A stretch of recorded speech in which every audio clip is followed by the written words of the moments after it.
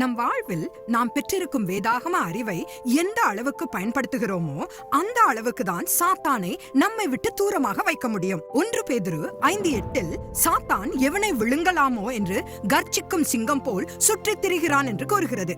வேதாகம அறிவும் ஆவிக்குரிய புரிதலும் இல்லாதிருப்பது பிசாசுக்கு எளிதான இரையாக மாறிவிடும். அது இருளுக்கு சமம். வார்த்தையின் அறிவே ஒளியாகும். இந்த இருள் நிறைந்த உலகம் வெளிச்சத்திற்கு வரவேண்டிய வெளிப்பாடே அந்த ஒளியாகும். தேவன் பேசும் போதெல்லாம் இருளுக்குள் ஒளி உதித்தது. நாம் இயேசுவை சந்திப்பதற்கு முன்பு நமது இருதயங்களும் அறியாமை எனும் இருளால் நிறைந்திருந்தன. இயேசுவின் ஜீவ சுவாசம் நமக்குள் நுழைந்தால் ஒளிய ஒளி பிரகாசிக்க முடியாது. இயேசு கிறிஸ்துவே இவ்வுலகத்தின் ஒளியாவார். அவரை நம்முடைய ஆண்டவராகவும் இரட்சகராகவும் நாம் ஏற்றுக்கொள்ளாதவரை நம்மால் பிசாசை ஜெயிக்க முடியாது. அவருடைய ஒளி மட்டுமே பிசாசின் தந்திரமான திட்டங்களுக்கு எதிராக நமக்கு வெற்றியை தருகிறது.